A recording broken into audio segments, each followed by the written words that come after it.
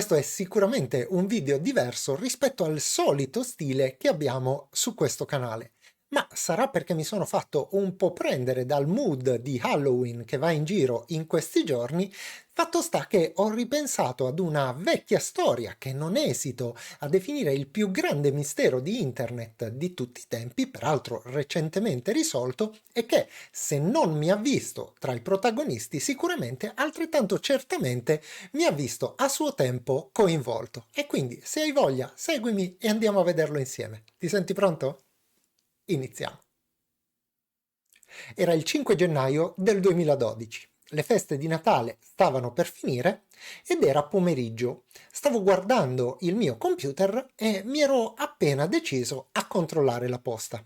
All'epoca forse era uscito o doveva uscire Windows 8, ma mi ricordo perfettamente che avevo ancora Windows 7. Aprendo la mia Gmail ho trovato uno strano messaggio proveniente da un mio amico. L'oggetto della mail era "Questa la devi vedere". Ho aperto un po' titubante questa email per trovare semplicemente questo testo all'interno. Un link seguito da "Fammi sapere, Antonio", cioè il nome del mio amico.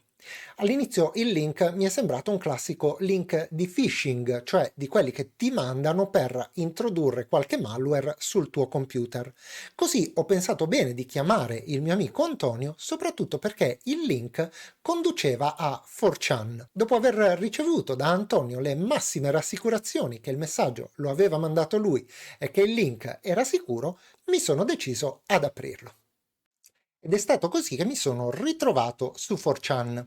Se non sai che cos'è 4chan, si tratta di un sito su cui è consentito postare anonimamente delle immagini seguite da una breve descrizione. E quindi, come vedi, ti puoi ritrovare dalla ricetta del ragù agli anime, ai meme su Guerre Stellari, alla vendita di prodotti.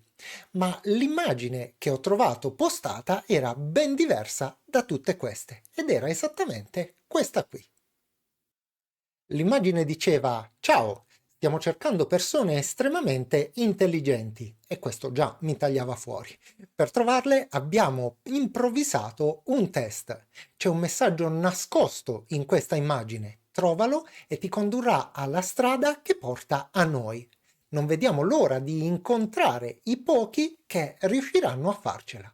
Buona fortuna 3301. La prima cosa a cui ho pensato è stato un programma di steganografia. Che cos'è la steganografia? La steganografia è una tecnica mediante la quale all'interno di un'immagine possiamo inserire delle informazioni e soprattutto anche dei file, come ad esempio un file di testo. Andiamo a vedere un esempio. Quello che vedi aperto sul mio computer è un software che si chiama Steg, è gratuito e serve appunto a steganografare delle immagini. Per farlo ci basta andare su File, aprire una immagine JPEG, ricorda che le JPEG sono quelle che si prestano meglio per questioni tecniche a questo scopo. Io ne ho scaricata una nella cartella Download che rappresenta una cicala, mi sembrava in tema.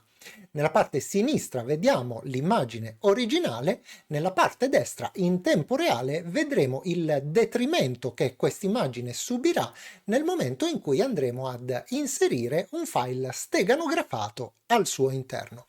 A questo fine ho preparato nella cartella documenti un file che si chiama prova.txt che al suo interno contiene le parole gentiluomo digitale.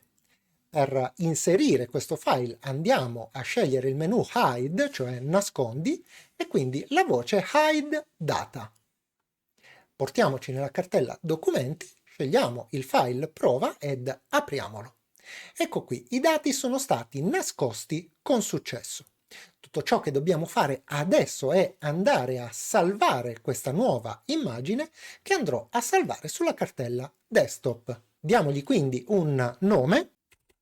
Io la chiamo cicala e clicco su salva. Possiamo chiudere il nostro programma e vedremo che un'immagine che si chiama cicala sarà comparsa sul nostro desktop. Se andiamo ad aprire normalmente questa immagine, tutto ciò che vedremo sarà una semplicissima e normalissima immagine di una cicala. Tuttavia, se andremo a riaprire il nostro programma di steganografia e con esso andremo ad aprire l'immagine.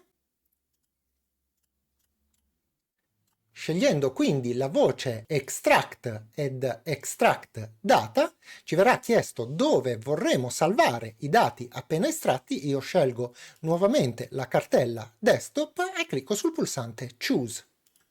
Dati estratti con successo. Clicchiamo sul pulsante OK e andiamo a vedere che cosa è successo sul nostro desktop. Come vedi sono comparsi 4 file, uno dei quali si chiama prova.txt, e se andremo ad aprirlo troveremo al suo interno le parole gentiluomo digitale, cioè quelle che avevamo nascosto all'interno del file. Ecco come funziona la steganografia. Il problema purtroppo è che nel momento in cui vorremmo estrarre dei dati da un file steganografato, saremo costretti ad utilizzare lo stesso programma che è stato utilizzato per inserirli al suo interno. E quindi molto maldestramente in questo caso ho iniziato a provare a casaccio tutti quanti i programmi di steganografia che conoscevo, ma devo dire con un successo assolutamente nullo. Qualcuno però naturalmente è stato molto più furbo e molto più veloce di me e si è accorto che aprendo il file postato su 4chan con l'immagine dell'enigma originale, anziché come immagine, cliccandoci con il pulsante destro ed utilizzando un blocco note semplicissimo, nel momento in cui si andava a scorrere fino alla fine del file si trovava una stringa estremamente interessante, e cioè questa, che diceva Tiberio, Claudio, Cesare, dice, seguito da un qualcosa di apparentemente incomprensibile. Ma incomprensibile solamente se si sottovaluta il riferimento a Cesare. Cesare elaborò un cifrario molto particolare a sostituzione di lettere, come dire che la B sostituisce la A e così via. E quindi andando a tradurre questa stringa con un cifrario di Cesare si ottiene l'indirizzo di un sito. Possiamo vedere che appunto sostituendo queste lettere in maniera opportuna otteniamo l'inizio di un indirizzo internet http // e così via. E allora andando ad aprire questo sito veniva fuori questo. La pagina dice Ops, solo falsi indizi su questa strada. Sembra che tu non riesca ad indovinare come tirar fuori il messaggio. Ebbene, in realtà non si trattava di un falso indizio, ma a sua volta di un indizio vero e proprio. E in particolar modo ciò che era interessante era l'uso della parola guess, che richiamava un software di steganografia che consentiva di aprire correttamente l'immagine precedente e tirare fuori il vero indizio steganografato al suo interno. Il software infatti si chiama Outguess ed è un software per Mac OS. A questo punto ero già rimasto ampiamente indietro rispetto agli altri partecipanti e tutto ciò che mi è rimasto è stato seguire a distanza come spettatore questa gara tra veri campioni. Dopo varie peripezie, la steganografia decifrata del file rivelava finalmente questo messaggio. Molto bravo, hai fatto un buon lavoro. Ci sono 3 numeri primi associati con questa immagine JPEG. 3301 è uno di loro. Dovrai trovare gli altri 2, moltiplicare tutti insieme questi 3 numeri e aggiungere un .com alla fine per trovare il prossimo indizio. Buona fortuna e arrivederci! In un tempo davvero brevissimo i nostri eroi sono riusciti abbastanza facilmente a trovare anche questi altri 2 numeri primi, che altro non erano se non le dimensioni espresse in pixel del file originale, e quindi 509 e 503, che moltiplicati per 3301 davano questo risultato. Un sito che diceva sei stato bravo fin qui. La pazienza è una virtù. Torna alle 5 di lunedì 9 gennaio 2012. Tornando puntuali all'appuntamento, sul sito sarebbero comparsi una serie di numeri che si sarebbero poi rivelati delle coordinate. appartenenti per la precisione a queste città: Varsavia, Seul, Parigi, Sydney, le Hawaii, Miami, New Orleans e Seattle. Recandosi a quelle precise coordinate, i partecipanti hanno trovato dei pali della luce. Affisso ad ognuno di questi pali c'erano dei manifesti, molto simili a questi che ti riporto qui su. E su ogni manifesto un QR code che conduceva a un'immagine che, una volta aperta con Outguess, rivelava un ulteriore indizio. A questo punto però le cose si fanno parecchio confuse, perché la stessa organizzazione Cicada invita i partecipanti a non collaborare più tra loro al fine di scegliere solamente i più meritevoli, e invita solamente una parte di coloro i quali avevano risolto gli enigmi precedenti, presumibilmente i primi a contattarli, a risolvere un'altra serie di enigmi che passano da libri antichi a codici norreni al dark web. Ma da questo punto in poi non si sa più nulla di certo, se non che alcuni di loro sono arrivati alla fine dell'arcobaleno. Tutto tace e si ferma per oltre un anno, fino a quando Cicada non propone l'anno successivo un nuovo indizio e il gioco ricomincia da capo. A questo punto l'intero web si è scatenato con le ipotesi più fantasiose.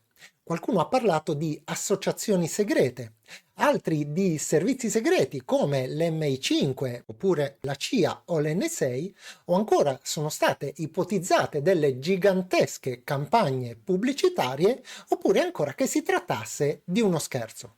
Ma la verità, quella vera, l'abbiamo scoperta solamente quando qualcuno dei vincitori di questo stranissimo concorso ha deciso di fare outing e raccontarcela finalmente. A rivelarci tutta la verità è stato questo ragazzo qui. Risponde al nome di Marcus Wanner. All'epoca, nel 2012, aveva semplicemente 15 anni ed era riuscito completamente da solo a risolvere tutti quanti gli enigmi proposti da Cicada e arrivare alla fine di questo tortuosissimo percorso.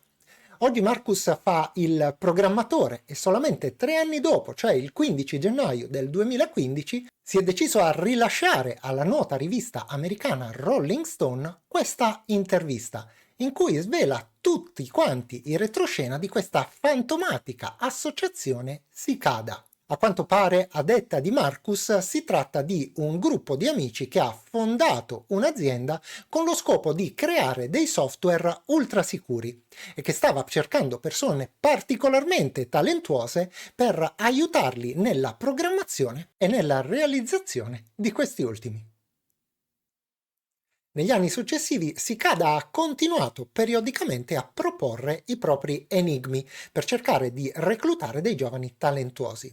Purtroppo l'interesse è venuto meno quando si è diffusa la voce che in realtà non si trattava di una azienda, bensì di un gruppo di volontari che intendevano agire senza fini di lucro per la lodevolissima causa di donare questi software sicuri all'umanità. Sono ormai alcuni anni che non si vedono più comparire i post di Cicada, che ha avuto nel tempo diversi imitatori che però sono stati puntualmente tutti quanti smascherati. Ed anche questa volta mi sono dilungato un po' tanto, però ci tenevo a raccontarti questa storia che all'epoca mi aveva molto coinvolto ed entusiasmato, e diciamo che l'occasione di Halloween mi è sembrata quella giusta. Ma prima di concludere, anche questa volta voglio fare i miei ringraziamenti a 2 persone, che sono Dino Milone ed Alex Villoresi. Dino per il suo super grazie ed Alex per essersi abbonato al canale. Vi ringrazio per il vostro supporto, vi ringrazio per la vostra partecipazione alla community. E l'ultimo ringraziamento, come è d'uso, è rivolto naturalmente a te, che hai condiviso con me questo tempo e questa piccola avventura internetiana, e con la tua compagnia siamo arrivati alla conclusione del video. Per cui non mi resta che salutarti e come sempre darti appuntamento alla prossima.